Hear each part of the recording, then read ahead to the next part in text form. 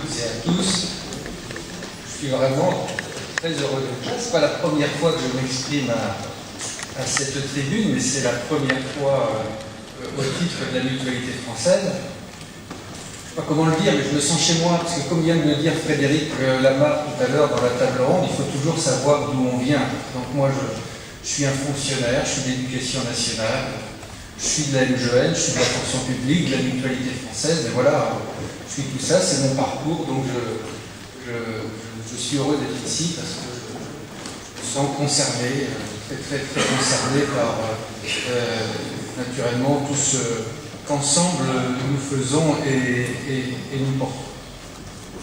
Ce que je propose de faire, je vais préparer de grands discours très structurés, c'est peut-être faire avec vous un point d'actualité, puisque cette assemblée générale, finalement, elle se réunit dans une période un peu particulière.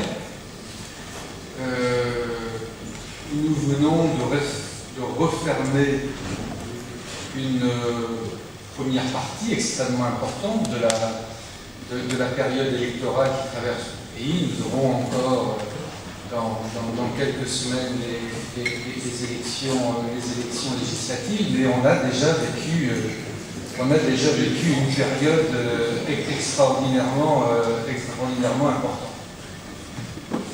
Et sans prendre trop de risques, je crois pouvoir dire devant vous qu'on aime bien faire ça entre nous en mutualisme, notamment en dehors de nos enceintes, quand on se retrouve, on aime s'adonner au jeu des pronostics, et je crois pouvoir dire, sans trop me tromper, qu'il y a un an, si nous avions dû nous projeter sur ce qui allait se passer au plan politique dans notre pays, on aurait été très peu nombreux à imaginer qu'un mouvement qui n'existait pas, en quelques mois, porte à la présidence de la République une personnalité que nous n'attendions pas, et nous verrons ce qui se passera dans quelques semaines aux élections législatives. Toujours est-il que depuis le 7 mai, nous avons un nouveau président de la République, Emmanuel Macron, est entré en fonction le 14 mai, un nouveau Premier ministre depuis le 15 mai, et depuis le 17 mai, un nouveau gouvernement. Je ne vais pas citer tous les ministres, mais naturellement citer la ministre de la Santé, Agnès Buzyn, et puis aussi Darmanin, pour tous les sujets qui vont nous concerner. Alors moi, ce que j'ai envie de faire devant vous, c'est de prendre le risque de vous proposer quelques éléments qui, moi, m'ont beaucoup frappé au cours de la période qui vient de s'écouler. Et à ce stade, il me semble qu'on ne perd pas le sens de ce qui s'est passé, et je crois que le vote des Français, à l'occasion de l'élection présidentielle, y témoigne des fractures très fortes qui traversent notre pays. Beaucoup d'analyses, de commentateurs l'ont souligné, l'ont relevé. Il semble que d'une certaine manière, après ce scrutin, il y ait une forme d'opposition, peut-être plus forte que jamais, entre une France ouverte, par contraste avec une France fermée, entre une France qui trouve son compte dans la mondialisation quand une autre France l'aborde, entre une France qui pense que son avenir passe par l'Europe quand une autre France le conteste vigoureusement, entre une France des villes et une France des campagnes, ou comme le disent quelques géographes, plus exactement entre une France des métropoles et une France de tous les autres territoires qu'ils qualifient périphériques, entre une France des diplômés et celle des non-diplômés, d'une certaine manière, entre une France des heureux et une France des malheureux. Et il me semble que si on accepte un moment d'avoir cette grille de lecture, qui n'est pas la seule, et que je crois on ne peut pas écarter, il apparaît que l'inquiétude portant sur l'éloignement des services publics participe de cette fracture. Comme l'inquiétude portant sur les questions de santé participe également de cette fracture.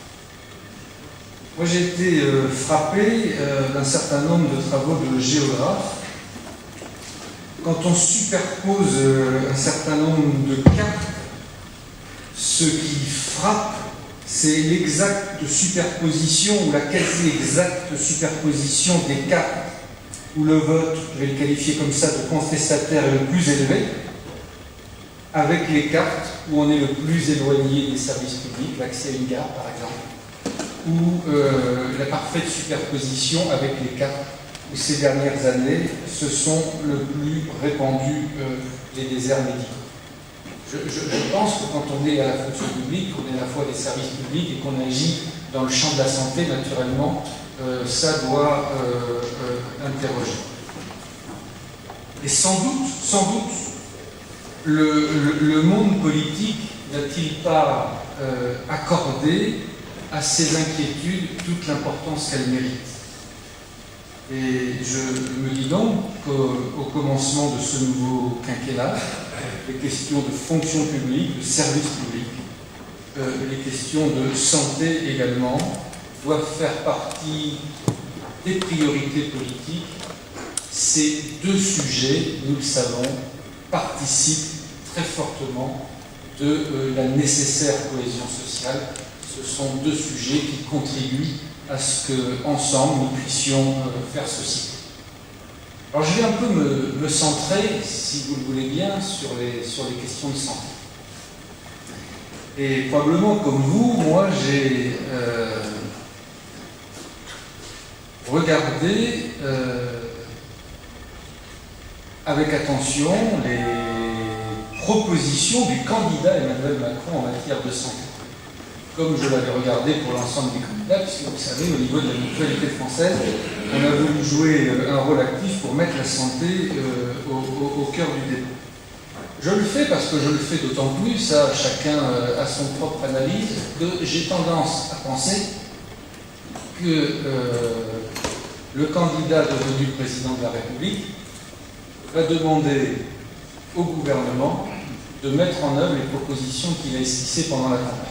Donc, comme il y en a qui nous concernent très directement, autant les regarder d'un peu. Et finalement, au cours de sa campagne, le candidat a proposé de relever 3 défis, ce qu'il appelle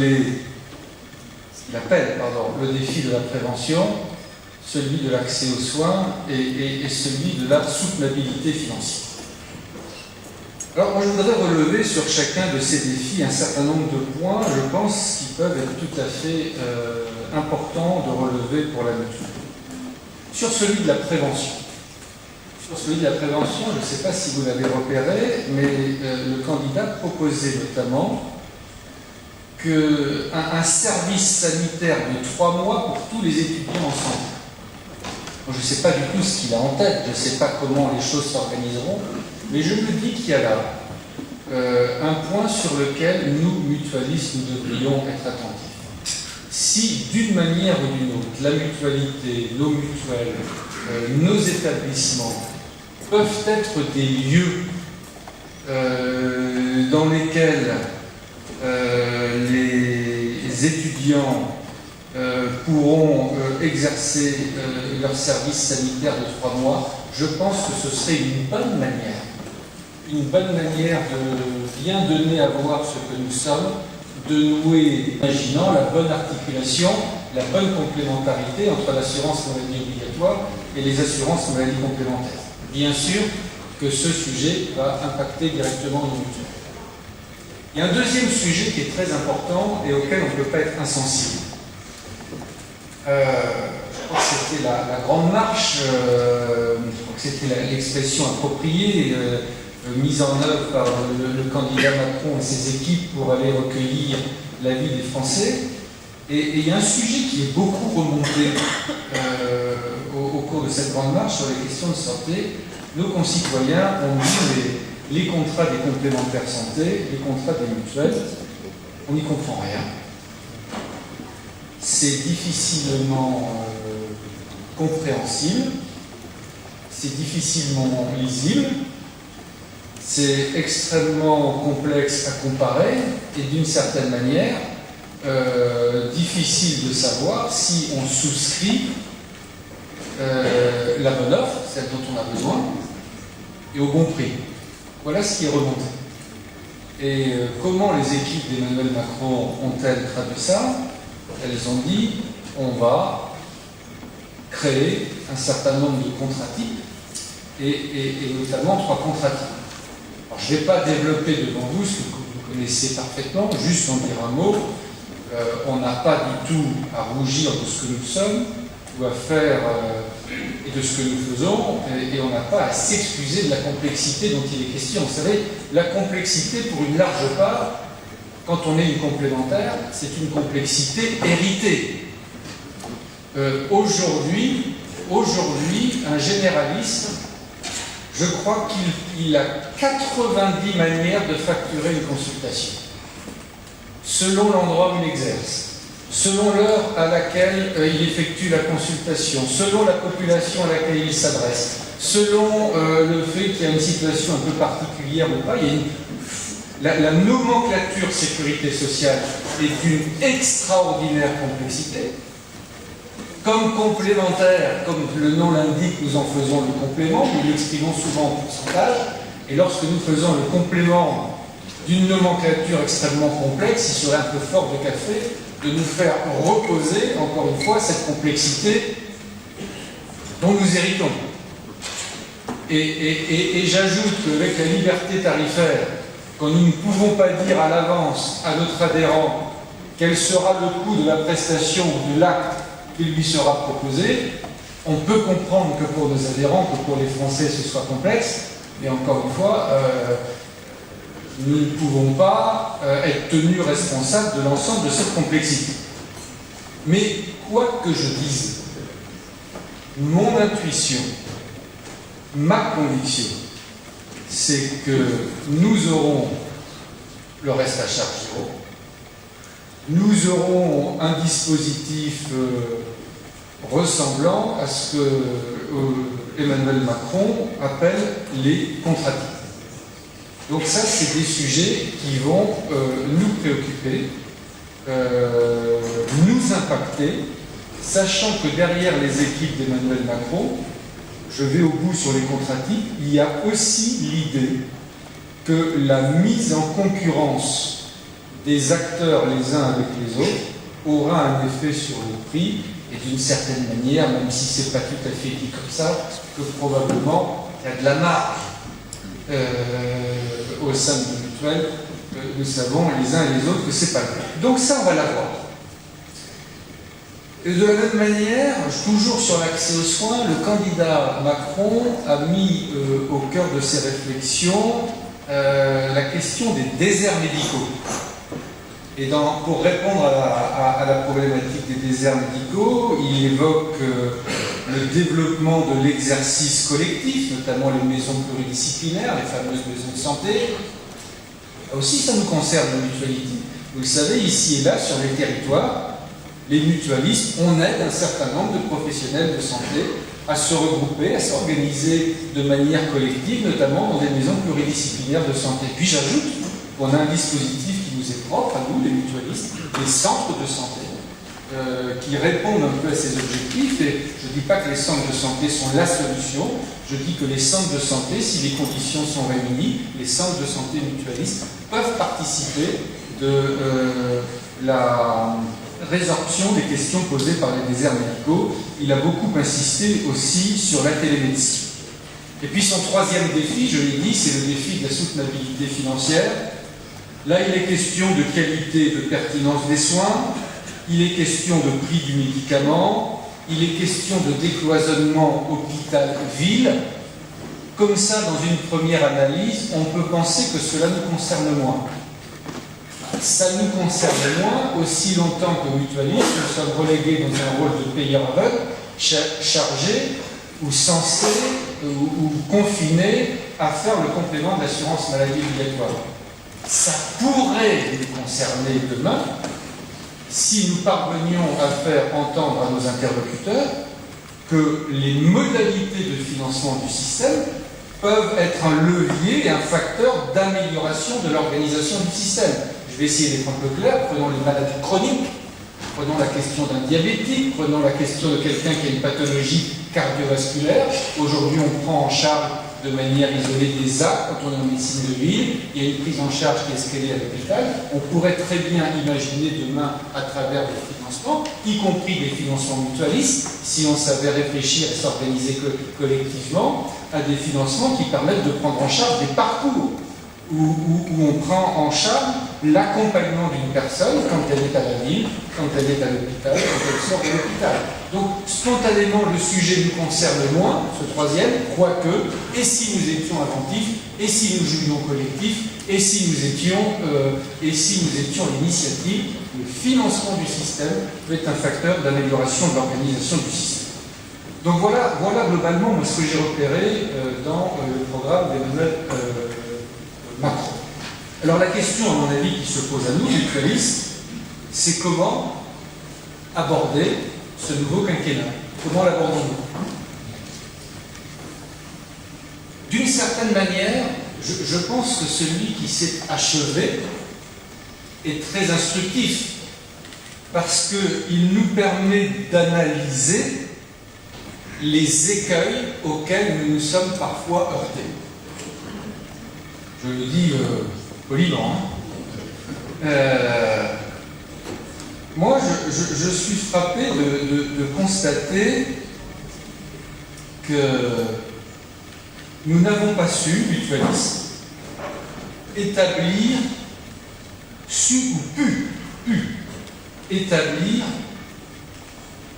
un climat de confiance suffisant avec nos interlocuteurs pour pouvoir être associés aux travaux et discuter des sujets qui nous concernaient directement. Quand je dis ça, je pense au ministère de la Santé. Il semble que la mutualité, alors même que nous avons soutenu les principaux marqueurs de la politique menée par le gouvernement et incarnée par Marisol Touraine, je pense à la loi de santé, je pense au contrat d'accès aux soins, je pense au tiers payant généralisé. Quand nous avons eu besoin du gouvernement et du ministère de la Santé, j'ai deux exemples en tête très précis. La question du conventionnement, du réseau, la question également de notre incompréhension sur les labels seniors. Nous n'avons pas su, nous n'avons pas pu obtenir, comme nous l'aurions souhaité, le soutien du gouvernement. Comme si c'était presque la défiance, finalement, qui prévalait dans les relations que nous avions avec le ministère. Bon, il y a un autre exemple qui m'a beaucoup frappé autour du quinquennat qui s'est écoulé. Nous avons voulu, et nous avions raison, je crois, aller sur le terrain de la généralisation de la complémentaire santé. Le président de la République est venu à un congrès de la mutualité dire qu'il reprenait à son compte cet objectif. Dans les modalités de mise en œuvre, nous n'avons pas su, nous n'avons pas pu être associés, et on s'est trouvé dans une situation, j'allais dire, kafkaïenne, où alors même que nous étions favorables à la généralisation de la complémentaire santé, dès lors que l'ANI s'est déployée, nous avons été dans une situation où nous avons dû faire preuve en permanence de réticence, pour ne pas dire d'opposition. Je ne vais pas évoquer devant vous, vous connaissez ça par cœur, la fameuse segmentation. Opposition de notre part, incompréhension de la part du gouvernement qui disait mais finalement, vous avez souhaité la généralisation de la complémentaire santé, on le fait, et on ne parvient pas à s'entendre, on ne parvient pas à se comprendre. Moi je pense qu'il est très important de prendre le temps d'analyser ce qui s'est passé au cours des 5 années qui se sont écoulées pour essayer d'apprécier la manière dont nous devons aborder le quinquennat qui sera ma proposition au mouvement mutualiste. je pense que il faut prendre le président de la République au mot.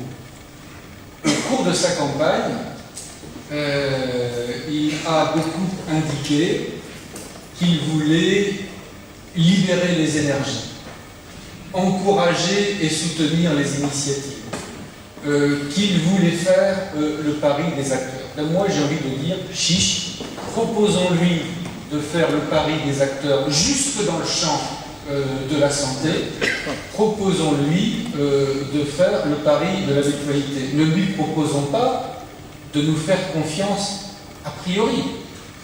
Apportons sur la table un certain nombre de propositions qui répondent aux objectifs du président élu, et sur ces bases-là, discutons-en. Ce que je veux vous dire très simplement, mes amis, c'est ce que je vais proposer au mouvement mutualiste. J'ai beaucoup de réserves, énormément de réserves, pour ne pas dire plus, quant au contrat type. J'ai une première stratégie à vous proposer, c'est de s'y opposer. On va être confortable, on va dire qu'on n'est pas d'accord, on aura des contrats types dont on n'aura pas discuté. Moi, c'est pas celle que je vous propose, c'est pas celle que je propose au mouvement mutualiste. Le président de la République a fixé des objectifs sur le reste à charge zéro, sur l'optique, le dentaire, l'audioprothèse. Il veut qu'on progresse en matière, du point de vue des Français, de transparence, de lisibilité, de comparabilité des contrats. Eh bien, nous, mutualistes, de nous retrousser les manches, de nous mettre au travail et d'essayer de s'accorder sur des propositions que nous pourrions nous faire. Vous imaginez, dans les jours à venir, dès la semaine prochaine, on a les premiers contacts avec le gouvernement, et c'est le sens des propositions que je ferai. Je pense que nous devons, dans la période qui s'ouvre, saisir les perches tendues et essayer, s'organiser pour être acteur de ce qui va nous arriver, je le dis tranquillement, dans l'intérêt des Français, dans l'intérêt des mutualistes, mais aussi dans l'intérêt de nos mutuelles. La période, je vais juste en dire un mot. La période n'est pas la meilleure. Si j'en crois une forme de déferlement médiatique, pour proposer au gouvernement un pacte de confiance avec les mutualistes que nous sommes. Pourquoi je dis ça? Vous l'avez compris. On reproche, je lis les médias comme vous, je les écoute, je les regarde, et un ministre est aujourd'hui interrogé sur l'action qui a été la sienne à la direction d'une mutuelle de Bretagne, sur l'action qui était la sienne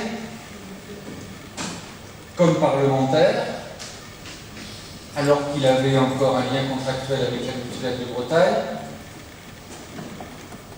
Si j'en crois certains papiers, une action pilotée, influencée par le mouvement mutualiste. Vous imaginez bien sur ce sujet, j'ai été ces derniers jours beaucoup interrogé. J'ai décidé, et ce sera ma ligne de conduite, de ne pas surréagir. Pour une raison simple. Nous avons une loi, la loi mutualiste, c'est le code de la mutualité. Et le code de la mutualité, il comporte en son sein, nous l'avons voulu ainsi, des dispositions qui visent à éviter tout conflit d'intérêts et donc à en prémunir le conseil d'administration et les adhérents. et c'est notamment par le mécanisme que vous connaissez bien dans vos mutuelles de convention réglementée. C'est ce mécanisme qui encadre très précisément les conventions passées entre l'organisme mutualiste et les dirigeants, élus ou salariés, dirigeants directement ou indirectement intéressés par l'accord en question. Donc le code de la mutualité nous préserve de tout risque de conflit d'intérêts. Si, par hypothèse, il arrive que des textes ne soient pas respectés, alors il appartient à la justice de s'en saisir et de statuer, mais j'ai refusé de réagir à cette situation parce que c'est un non-sujet pour la mutualité. Je ne suis pas procureur, je me garderai bien de me prononcer sur quoi que ce soit. S'il y a eu une faute, elle sera sanctionnée. Le mouvement mutualiste n'a pas à se justifier. Naturellement, je vois bien comment certains essaient d'exploiter la situation pour jeter l'opprobre sur le mouvement mutualiste. Il y a un deuxième élément que je veux apporter devant vous sur cette question-là, c'est la fameuse question de la loi sur les réseaux, où le ministre mis en cause est suspecté d'avoir joué un rôle d'influence pour une loi favorable aux mutualistes. Permettez-moi simplement et factuellement de remettre les choses en place. En réalité, il s'agissait simplement de mettre fin à une situation qui était défavorable aux seuls adhérents mutualistes. On explique, dans ce qu'on appelle les réseaux, nous n'avions pas, nous, mutualistes, la possibilité, lorsqu'un de nos adhérents y recourait, de proposer un remboursement amélioré. Le code de la mutualité l'interdisait, alors que le code des assurances et le code de la sécurité sociale permettaient. C'est ce qui avait été relevé par l'autorité de la concurrence. C'est ce qui avait été relevé par la Cour des comptes. C'est ce qui avait été relevé par un rapport commun IGAS-IGF en juin 2012. Et ça avait été tellement relevé que c'est la droite qui, en 2010, à travers les députés Yves Bure et Jean-Pierre Door, a proposé une proposition de loi pour y mettre un terme. Il se trouve que dans la mécanique parlementaire, cette proposition de loi Bure-Door a ensuite été intégrée à une proposition de loi dite Fourcade, dont le rapporteur était Valérie Boyer. Et la loi a été votée, et notre article, comme un certain nombre d'autres articles, ont été retoqués au motif que ça a été jugé comme s'apparentant à un cavalier parlementaire. Et donc, quand il y a eu l'alternance, c'est un gouvernement de gauche qui a à nouveau déposé une proposition de loi, la proposition de loi Leroux, qui reprenait dans un ensemble plus large les dispositions qui avaient été une première fois poussées par la droite. Voilà ce que je voulais dire, je ne fais pas de commentaire. Le code de la mutualité nous prémunit de tout risque de conflit d'intérêts. Il n'y a aucune raison que la mutualité, de jeter l'opprobre sur la mutualité, et il n'y a aucune raison que nous nous excusions de je ne sais quoi. Et par ailleurs, sur la loi, sur les réseaux, puisqu'il en est beaucoup question, je voulais devant vous simplement rétablir les fonds.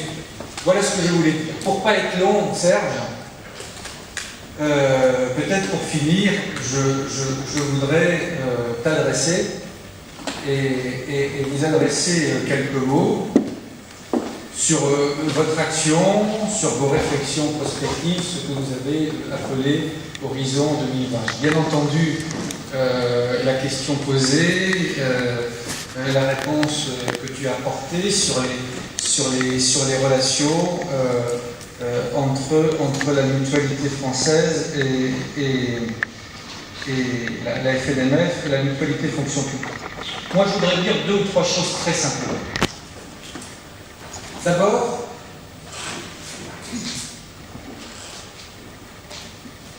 il n'est pas de mutualité sans mouvement.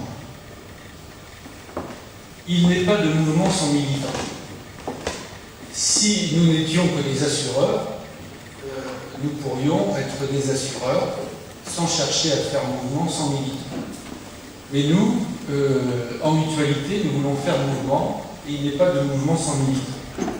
Ce que je veux vous dire, ce que tout le monde sait, c'est que ce qui distingue la mutualité fonction publique dans notre grand ensemble mutualiste, pardon pour l'expression, mais je vais le dire comme ça, c'est sa force de frappe militante.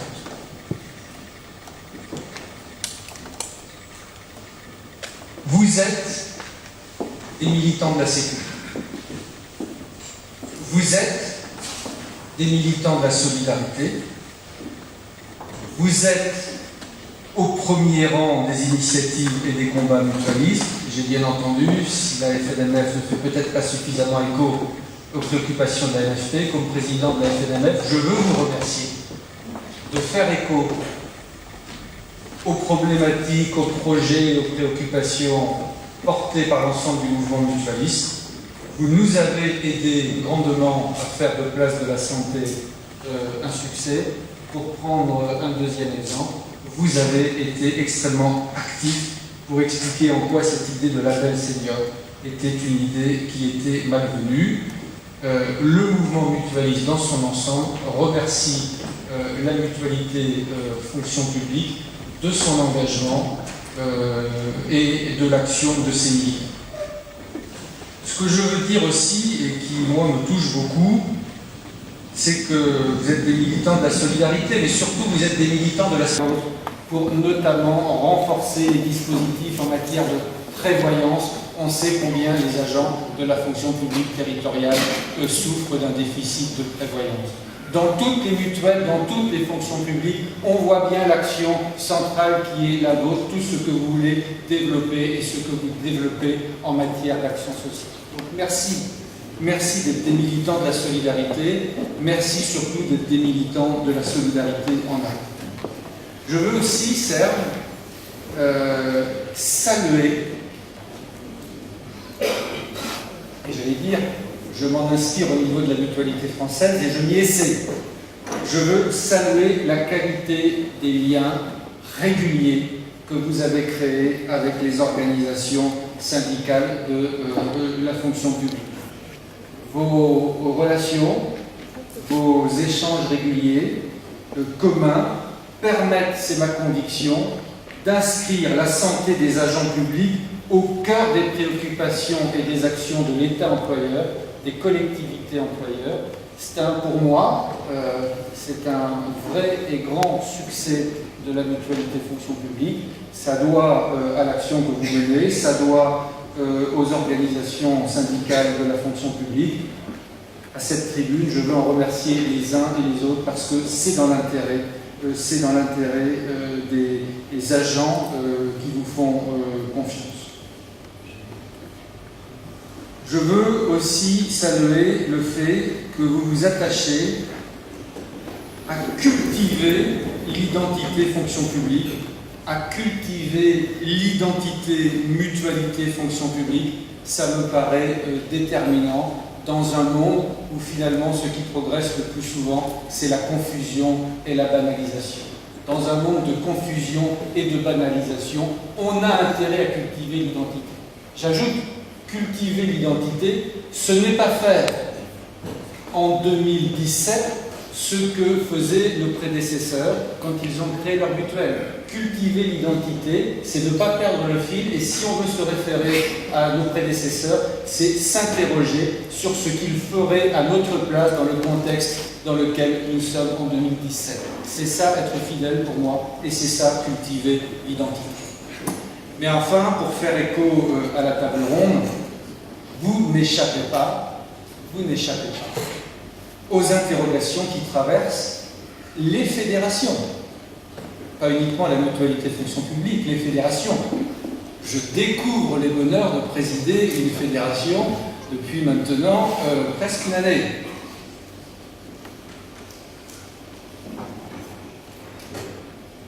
qui a profondément changé la donne, on ne l'a pas voulu, on l'a subi. Ce qui a profondément changé la donne, c'est que s'est développé dans ce pays un marché de la complémentaire santé, et nous le voyons aujourd'hui jusque dans la fonction publique.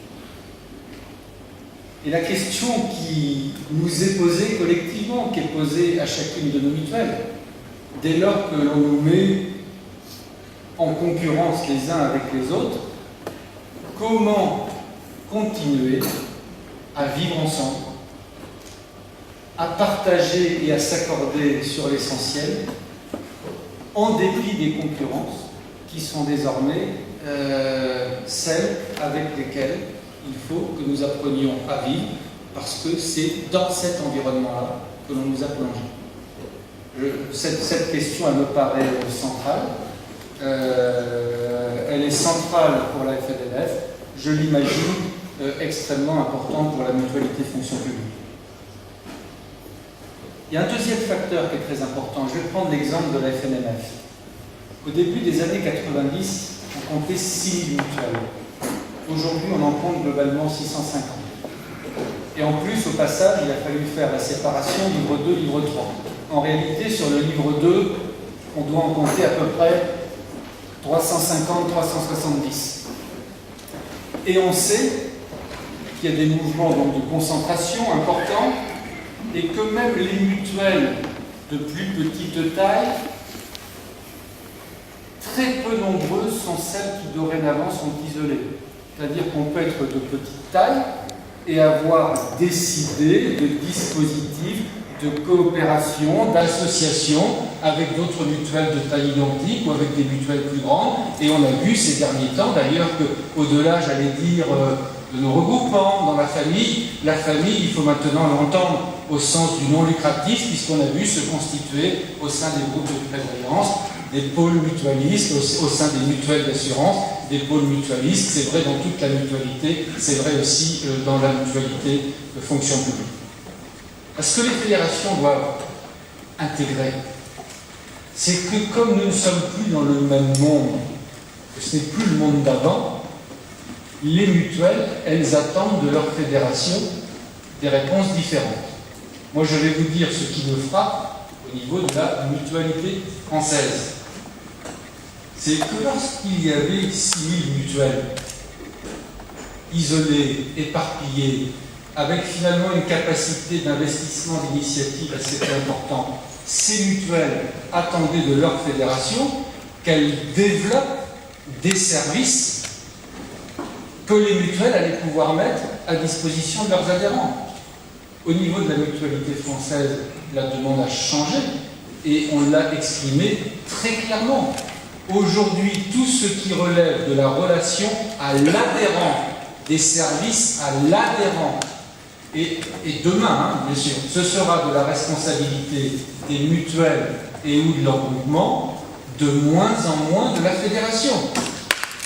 La fédération, elle devra se positionner demain en appui aux mutuelles, mais on n'est plus dans l'appui aux adhérents. Vous voyez ce que c'est un changement important. C'est un changement de culture considérable pour la fédération. Ça nous amène à réfléchir sur la manière dont on doit se positionner.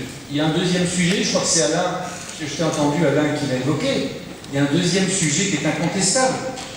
La pression économique est incroyablement forte sur chacune des mutuelles. Les patrons des fédés sont les mutuelles.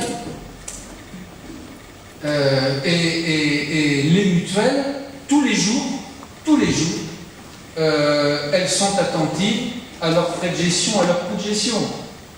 D'autant que, là aussi, les civeuses médiatiques, le marronnier de nos coûts de gestion disproportionnés refait régulièrement la une de l'actualité. Donc on est dans cet environnement-là et ça percute naturellement nos fédérations. Ce que je veux simplement te dire par là et te dire, Serge, c'est que je comprends vos débats.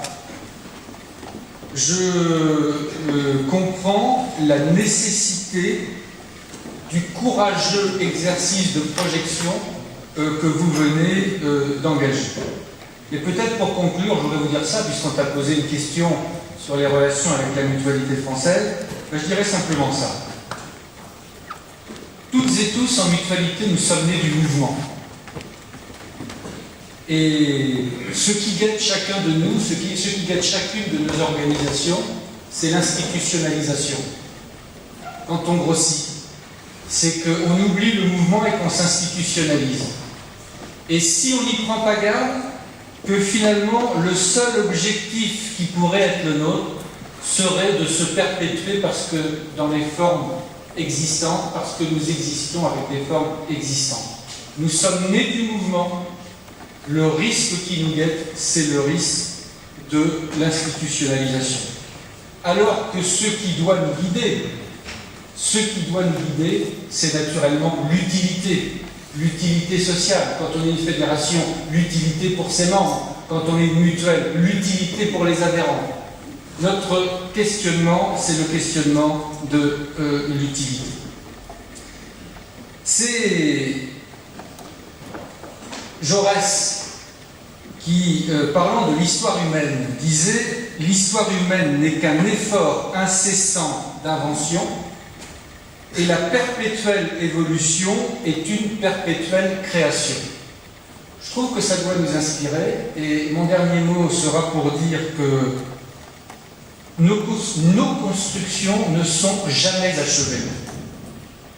Sachez, puisque la question a été posée, sachez que la FNMF est ouverte à toutes les discussions, à toutes les coopérations, à toutes les constructions, continue de s'exprimer, de vivre et de prospérer, ce qui fait la force et la différence de la mutualité fonction publique.